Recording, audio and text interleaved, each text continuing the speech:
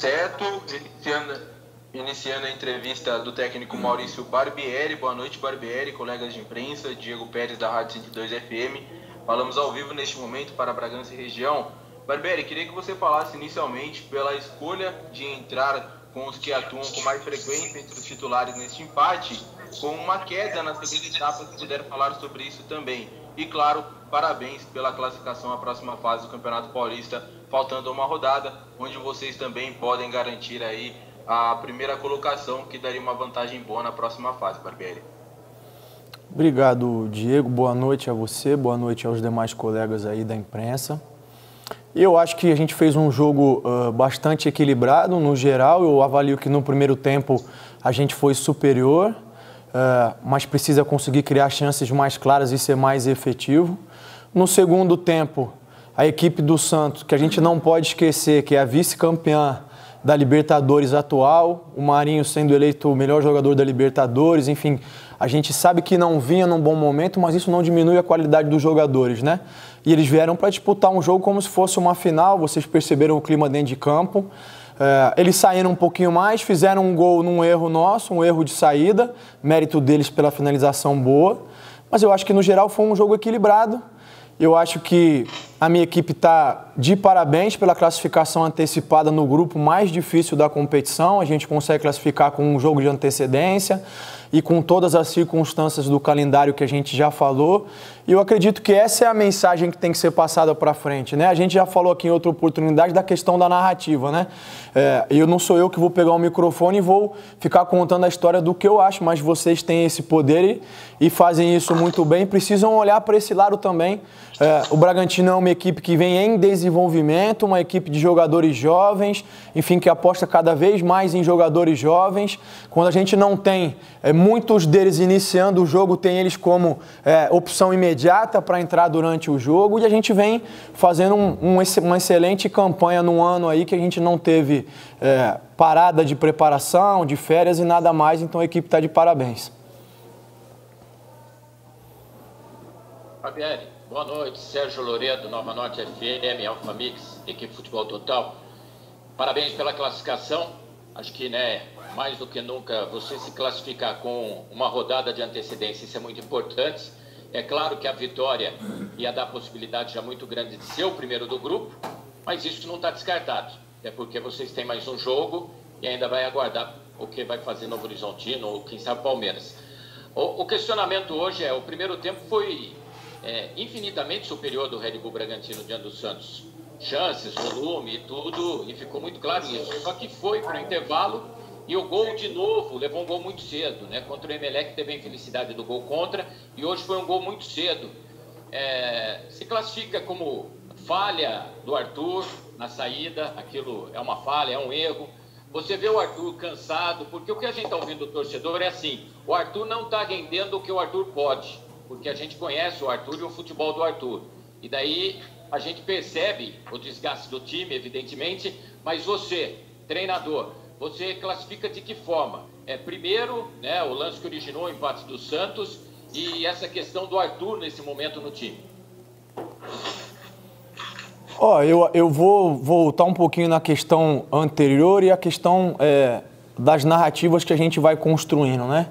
É evidente que o Arthur tende a apresentar um desgaste que é natural, mas não só ele, como os demais jogadores, assim como eu, que sou comissão técnica.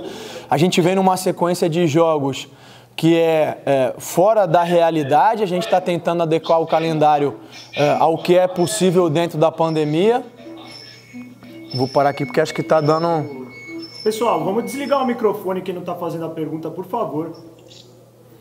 Vou retomar, né? Então a gente vem num calendário e tá todo mundo cansado, porque você imagina, nós somos seres humanos. A ideia é sempre que a gente possa desempenhar o mais próximo possível do ideal, mas as oscilações vão acontecer. Eu cheguei a conversar com o Arthur um tempo atrás, ele entendeu, sabe que pode render mais, mas não é porque eu conversei que isso vai mudar. Eu acho que ele teve um desempenho muito bom no primeiro tempo, deu trabalho demais ao Felipe Jonathan, fez boas jogadas perigosas. Eu acho que, no geral, nós como equipe precisamos evoluir na questão da efetividade, e eu volto volto a dar um exemplo, o Lucas teve uma oportunidade num escanteio ali, cabeceou, acho que até sozinho dentro da pequena área, não conseguiu ser feliz para tirar do goleiro, mas é uma chance clara. Quantas chances o Santos teve no jogo? A exceção do gol e da bola em que estava impedido na origem do lance. Eu não me lembro mais de situações em que o Santos teve oportunidade de fazer o gol. Eles foram efetivos e conseguiram um empate. Eu acho que a gente precisa evoluir nessa questão, mas volto a dizer, a questão da expectativa que está sendo criada, ela precisa vir alinhada ao que é a realidade. Né? A gente vem com um clube em desenvolvimento, desenvolvendo jogadores jovens, eles vão oscilar. O Arthur é um jogador jovem, o Pedrinho, que iniciou jogando o jogo, é um jogador mais jovem ainda, né? Assim como uma série de outros. E eles vão cometer erros ou equívocos, sem dúvida nenhuma. O Arthur poderia ter feito uma escolha melhor no lance do gol, mas eu não posso jogar toda a responsabilidade sobre ele, né? Houve um desajuste defensivo e felicidade do jogador do Santos também, que conseguiu acertar o chute aonde era possível, né? A gente não pode esquecer que, volto a dizer, num dos grupos mais difíceis da competição, nós estamos classificados, enquanto uma outra grande equipe está brigando pela competição, quiçá vai classificar. Qual que é a folha salarial mensal deles? Qual que é o investimento que teve nos últimos anos de jogadores e tudo mais? Então eu tenho só que parabenizar a minha equipe, pedir ao torcedor que tenha um pouco de paciência. O calendário é difícil para nós, como é para todo mundo, e a gente está sempre procurando fazer o melhor possível. As oscilações vão acontecer. Eu tenho cobrado os jogadores de que em alguns momentos a gente pode não estar com a inspiração aflorada, pode não estar num bom dia tecnicamente, mas nunca pode faltar atitude e compromisso, e não tenho a menor dúvida de que foi isso que a gente demonstrou hoje dentro de campo, com muita atitude, muito compromisso, muita determinação e muita garra para fazer um jogo igual, equilibrado e com possibilidade de vencer. Boa noite, Maurício. Rodrigo Seixas, Correia de Atibaia. Eu queria saber sobre o Ortiz. Hoje ele deu 14 passes longos, acertou 8. No meio da semana ele tentou isso 12 vezes, acertou 11. E o primeiro gol começa num passe longo dele, depois o Bragantino acaba perdendo a bola, mas retoma logo, acaba sendo gol. E tem outro passe dele no final do primeiro tempo, que quase saiu o segundo gol. Eu queria que você falasse sobre esses passes do Ortiz. O Natan é um cara que chegou e também é bom nessas bolas longas. O quanto isso acaba sendo importante em algumas partidas, quando os times adversários se fecham ou criar uma nova alternativa para criar uma chance de gol. Boa noite. É fundamental, são situações que a gente treina, não só o Ortiz. O Fabrício, por característica de jogo anteriores a chegar no clube, não tinha essa característica aflorada e vem desenvolvendo isso. Achou uma boa bola para o Aderlan no primeiro tempo, entre linhas lá. O Natan tem condição de fazer, o Lígia já fez em outras oportunidades, o Realpe também tem. São situações que a gente treina e que, sem dúvida nenhuma, são fundamentais num futebol cada vez mais moderno e dinâmico, né? Onde os adversários tentam não oferecer espaço, tentam se fechar. É preciso que desde a última linha você tenha capacidade de criação. Última linha eu estou dizendo do setor de defesa, né? Então fico muito feliz com a evolução não só do Ortiz nesse sentido, mas dos demais jogadores. São situações treinadas e que a gente ainda tem margem para melhorar, para evoluir, para acrescentar. É um ponto importante da nossa equipe, sem dúvida.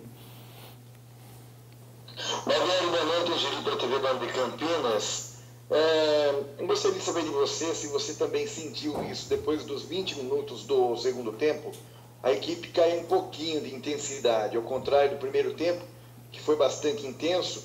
No segundo tempo caiu um pouquinho a produtividade nos 20 minutos. E uma outra pergunta, o Hurtado fez falta hoje? E essa queda de produção se deve à viagem também, à maratona de jogos que está ocorrendo? Eu acho que sim, eu acho que a partir dos 20 o jogo diminuiu o ritmo, mas acho que não foi só conosco, acho que o Santos também. Na verdade, eu acho que o que contribuiu para isso foi que a gente não conseguiu fazer boas escolhas no final ali, né?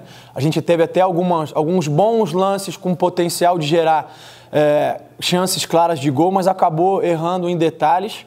Sem dúvida nenhuma, maratona de viagem de jogos contribui para isso. Entra um pouquinho na questão do que eu falei da narrativa, e é claro que vocês não têm como saber, mas, por exemplo, na viagem para o Equador, a gente, no momento que chegou no aeroporto, teve que ficar mais 2 horas no aeroporto, esperando autorização, fazer teste rápido de Covid para poder ir para o hotel. Então, quer dizer, uma viagem que poderia durar 7, 8 horas, durou 10, 11 horas, né? Isso desgasta o jogador.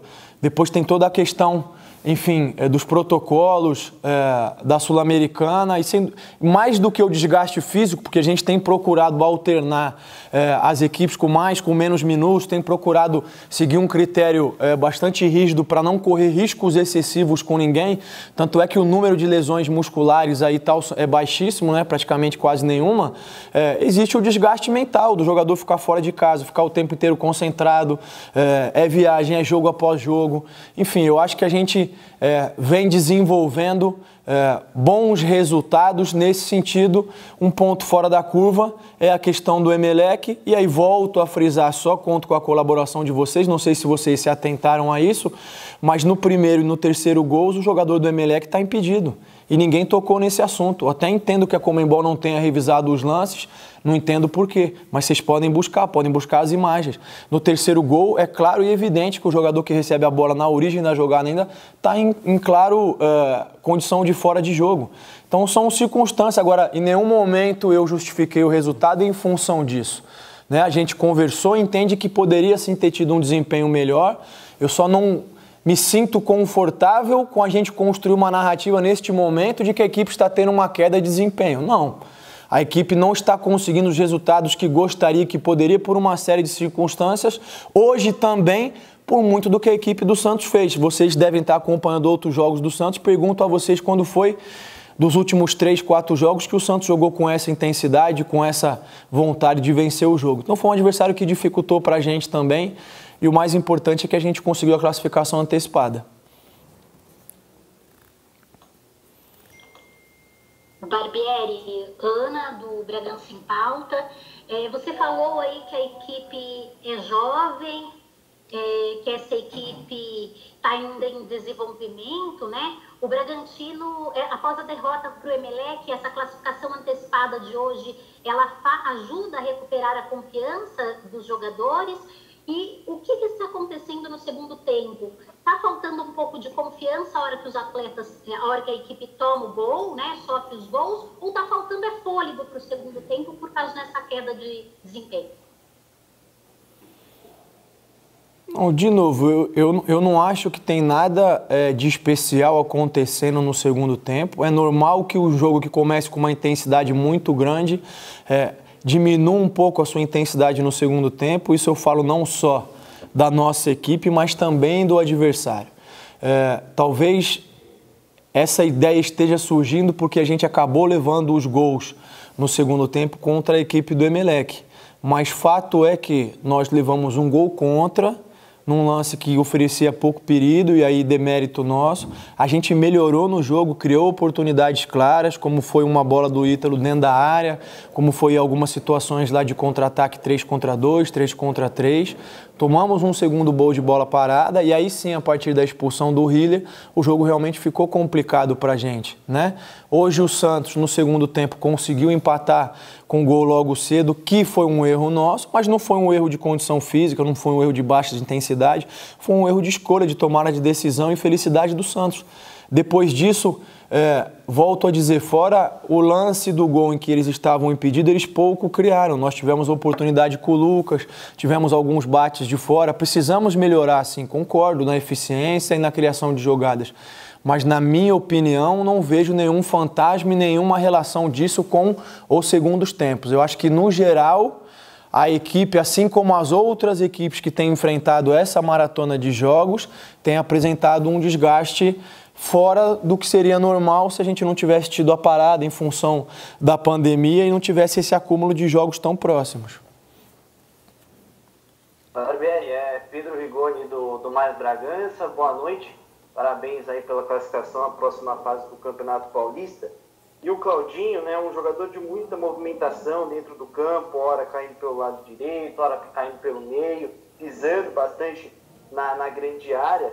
Hoje, no primeiro tempo, né, principalmente no primeiro tempo, em algumas oportunidades, o Claudinho vindo buscar um pouco mais a bola no campo de defesa, abrindo muito espaço no meio-campo do Santos. E isso foi uma iniciativa do jogador ou foi algo treinado por você para a partida de hoje? E isso pode ser mais uma alternativa de jogada, de tática para o time na sequência da temporada? Boa noite, Pedro. Eu acho que são as duas coisas, né? Primeiro, existe uma um planejamento, uma construção do plano de jogo, e a orientação é que em momentos em que a gente esteja sob pressão, os meias desçam para dar opção, né? Mas também existe, claro, a leitura e a autonomia do jogador dentro do jogo, e o Claudinho é um jogador que dispensa comentários nesse sentido. Eu dou total liberdade e autonomia para ele fazer a leitura e os momentos em que ele tem que descer ou não para buscar o jogo.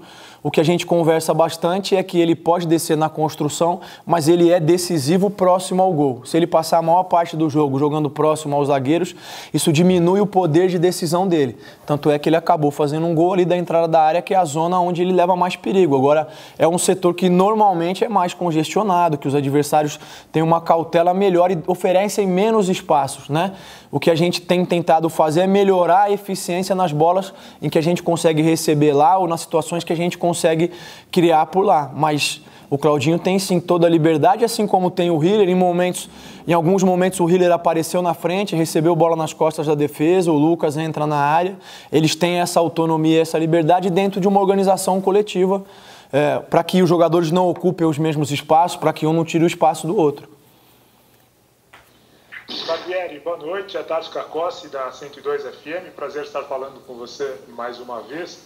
O Santos perdeu muitos jogadores importantes em relação à equipe vice-campeã da Libertadores, ou por negociação ou por lesão, e hoje uma equipe diferente, né, daquela que atuava na Libertadores, o John, goleiro, o Lucas Veríssimo, zagueiro, o Diego Pituca, meio campo, juntamente com o Sandri, e no ataque o Soteldo e o Caio Jorge. E o time realmente tem oscilado muito nessa temporada, tanto na Libertadores quanto no Paulista, até por isso o torcedor esperava um resultado melhor. Mas o Bragantino também acabou perdendo um jogador importante, pelo menos nesse momento, que é o Raul, né? Que era um jogador fundamental ali no meio de campo. Eu queria que você pontuasse o quanto tem pesado a ausência do Raul na equipe, e também se você tem uma posição do departamento médico em relação ao Jadson, que ficou de fora por problema médico aí nos últimos jogos. Boa noite. Eu entendo a construção da expectativa, eu acho que ela é natural, eu acho que ela faz sentido. A nossa expectativa também era de buscar a vitória, mas o fato é que assim que o jogo começa a se desenvolver, é que a história está realmente valendo de fato, né? E o Santos procurou dificultar o jogo de todas as maneiras. Enfim, a gente já falou bastante sobre isso. Vou só repetir, a gente procurou buscar a vitória, não foi capaz nesse momento. Isso evidencia que tem coisas a ajustar sem dúvida nenhuma, né? Só não quero transformar isso num peso contra, porque isso não nos ajuda. Em relação ao Raul, sem dúvida nenhuma é um jogador que faz falta. Eu acho que você esqueceu do Elinho também nesse momento. O Elinho jogou lá, mas não tinha condição de entrar em campo hoje. Eu não tenho uma posição definitiva sobre a volta do Raul. Eu imagino que vai levar um pouco mais de tempo. Assim como não tenho uma posição definitiva ainda, o departamento médico está avaliando dia a dia a questão do Elinho. Sobre o Jadson, parece que ele está encaminhando para um processo de sair do departamento médico, e existe a possibilidade dele estar voltando a treinar conosco aí já na semana que vem, e aí se tiver condições a gente poder contar com ele para o jogo de quarta-feira.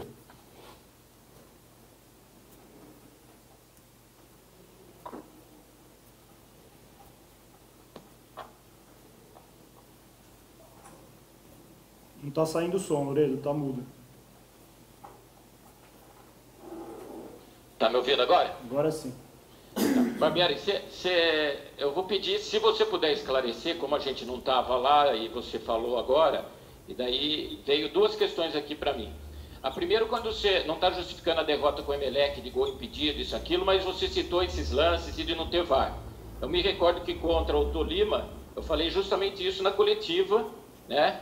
Porque o gol do Tolima, da forma que foi, eu falei, não pode ser uma preocupação na competição sem VAR, tal, entendendo que aquele gol já teria sido irregular na minha visão, enfim, mas perfeito. Então você falou dessa questão aí, e a gente sabe que é ruim mesmo não ter o VAR. Se você está jogando competições com VAR, às vezes até o próprio jogador já se habitua com isso. E outro ponto, quando você fala da questão física, porque a viagem foi muito difícil, isso, aquilo, mas a viagem não se tornou ainda mais difícil também pelo fato de vocês levarem um jogador que não poderia ter ido viajar, que não tinha condições de entrar no país, que foi o caso do Hurtado, e eu imagino que vocês ficaram lá esperando também o jogador, se ele ia entrar ou não, entendeu? E que, de repente, tudo isso poderia ter sido evitado ou minimizado. Em relação ao VAR, eu falei na ocasião que a competição é assim, enfim, a gente tem que confiar nos árbitros que vão tomar as melhores decisões. Infelizmente, nesse jogo do Emelec não aconteceu, né? Eu tenho pouco a fazer ou acrescentar sobre isso. Eu estou pontuando muito menos como justificativa, mas para dizer que isso é um fato, né? E eu não vi as pessoas comentando ou não vi uma narrativa em torno disso, né?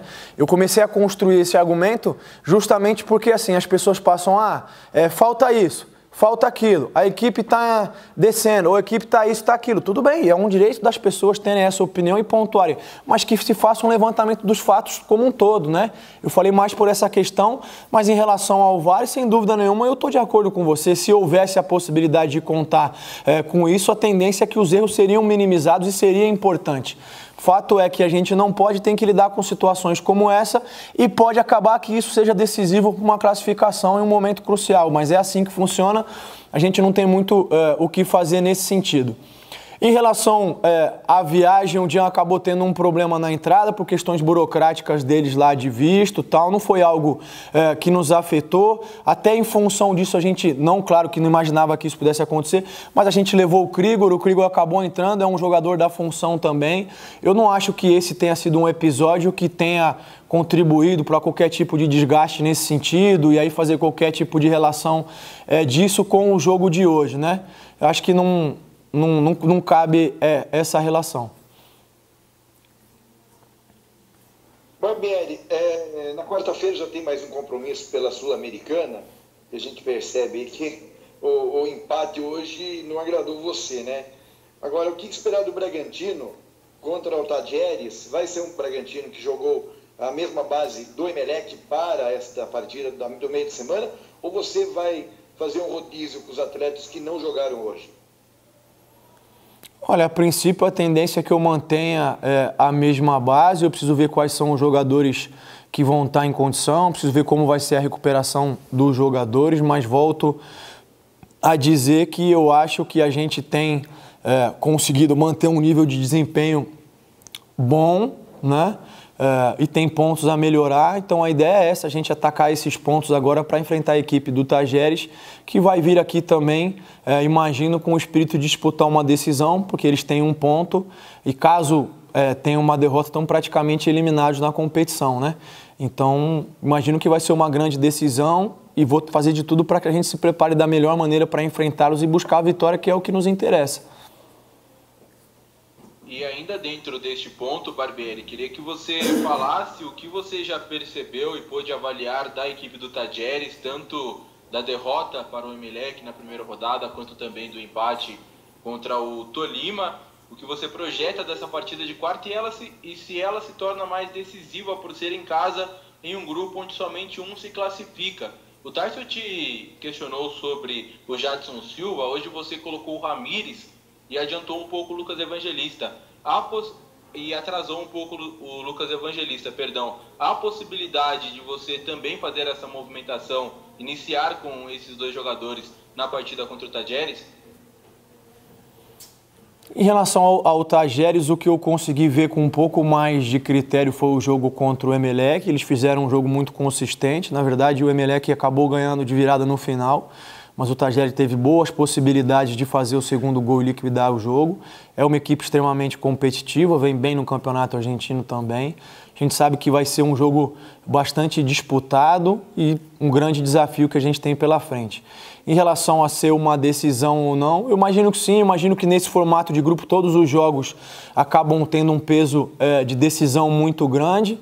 É claro que é possível ainda alguma margem de recuperação, isso depende dos outros resultados, mas a ideia, sem dúvida nenhuma, é entrar com o que a gente tiver de melhor para tentar buscar a vitória em relação à equipe do Tajeres. Em relação à entrada do Ramires, o Ramires entrou um pouco contra o Emelec, vem de um longo período de inatividade, teve mais minutos hoje. É uma possibilidade, sim, o Ramires iniciar, como pode ser outra possibilidade o Jadson, se tiver à disposição, ou qualquer outra coisa que a gente vai estudar com calma ainda. Eu não quero adiantar, porque eu realmente não tenho uma posição definida em relação a isso. Eu ainda preciso avaliar um pouco mais de calma a equipe do Tajeres e volto a dizer, avaliar um pouquinho mais o elenco, como é que vai estar a recuperação, quem vai estar em melhor condição, para tomar as melhores decisões para a gente fazer frente a esse jogo, que é um grande desafio.